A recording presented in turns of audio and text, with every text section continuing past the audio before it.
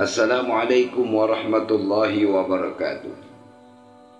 Innal hamdalillah nahmaduhu wa nusalli wa nusallim ala rasulihil karim sayyidina Muhammadin wa ala alihi wa ashabihi ajma'in.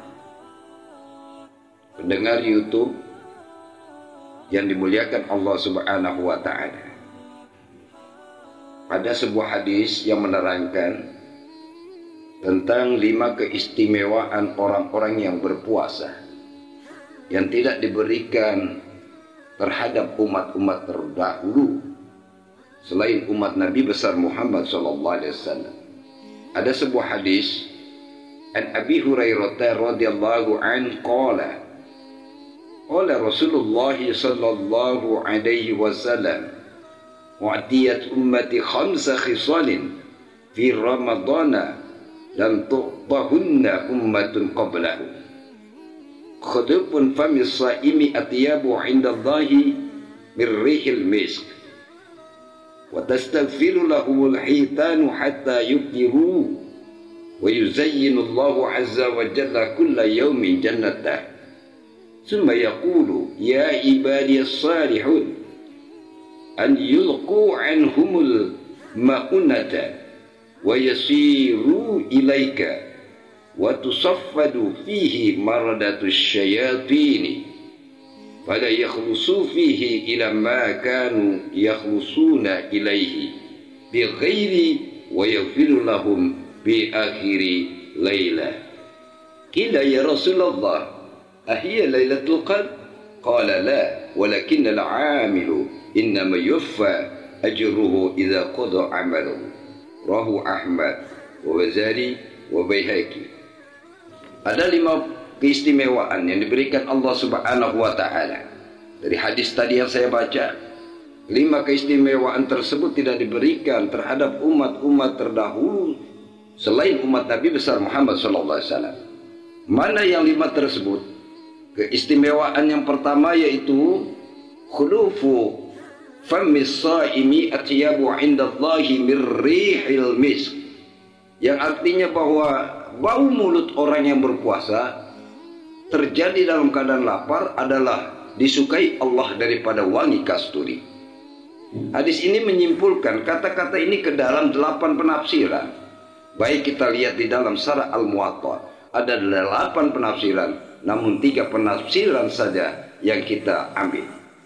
Yang pertama, penafsiran tentang bau mulut orang yang berpuasa di dalam kitab Syarah Al-Muwatta. Yang pertama yaitu Allah Subhanahu wa ta'ala akan memberikan pahala atas bau mulut orang yang berpuasa di akhirat kelak dengan wewangian yang lebih berharga dan lebih wangi daripada minyak kasturi. Ini keterangan yang jelas dan tidak terlalu jauh dimaksud hadis di atas. Hal ini pun dijelaskan dalam kitab Durrul Mansur. Penerangan yang kedua, menurut syarah kitab Al-Muwatta, bahwa pada hari kiamat ketika manusia dibangkitkan dari kuburnya, maka akan keluar dari mulut orang yang berpuasa wangi-wangian yang lebih harum daripada minyak kasturi yang merupakan tanda-tanda puasanya. Penafsiran yang ketiga di dalam kitab Syarah Al-Muwatta, bahwa penafsiran ini adalah bahwa ketika di dunia saja bau mulut orang yang berpuasa lebih disukai oleh Allah daripada harum kasturi, karena hal ini merupakan bagian dari kasih sayang Allah kepada hamba-hambanya yang berpuasa. Tentunya seseorang yang punya hubungan cinta dengan orang lain, betapapun tidak enak baunya yang keluar dari mulut orang itu, namun menurutnya adalah lebih baik daripada ribuan wangi-wangian. Maksudnya adalah menunjukkan kesempurnaan taqarrub atau kedekatan orang itu dengan Allah Subhanahu wa ta'ala, yang dalam hal ini berada dalam posisi yang dicintai. Pun puasa adalah salah satu ibadah yang paling disukai oleh Allah Subhanahu wa ta'ala. Oleh karena itu dia berfirman, setiap ganjaran amal akan diberikan kepadanya melalui malaikat. Namun untuk pahala puasa aku sendiri yang akan memberikannya, karena puasa adalah khusus bagiku. Yang kedua, keistimewaan yang diberikan Allah Subhanahu wa taala terhadap orang yang berpuasa kepada umat Nabi besar Muhammad sallallahu alaihi wasallam. Wa tastaghfiru lahumul hitanu hatta yuftiru, yaitu ikan-ikan di laut akan beristighfar, memohon ampunan untuk orang-orang yang berpuasa. Ini menjelaskan betapa banyak makhluk hidup yang berdoa untuk orang yang berpuasa. Allah Subhanahu wa taala berfirman, A'udzu billahi minasy syaithanir rajim. Innal ladzina amanu wa 'amilus shalihati sayaj'alu lahumur rahmanu wudda. Artinya sungguhnya mereka yang beriman dan beramal soleh, niscaya yang Maha Rahman akan mencintai mereka. Lalu disebutkan dalam sebuah hadis, apabila Allah mencintai seorang hambanya, maka dia akan berfirman kepada Jibril, aku mencintai orang itu, maka hendaklah engkau mencintai juga. Maka Jibril pun mencintainya dan mengumumkan kepada penghuni langit, orang itu dicintai Allah, kalian pun hendaknya mencintainya. Maka semua penghuni langit pun mencintainya, dan kecintaan terhadap orang itu diterima atau tersebar ke seluruh bumi.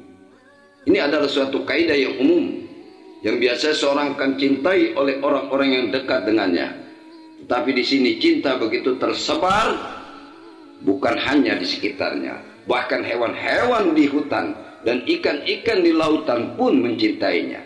Dan mereka berdoa untuknya seakan-akan kecintaan kepada orang tersebut menembus batas daratan dan lautan.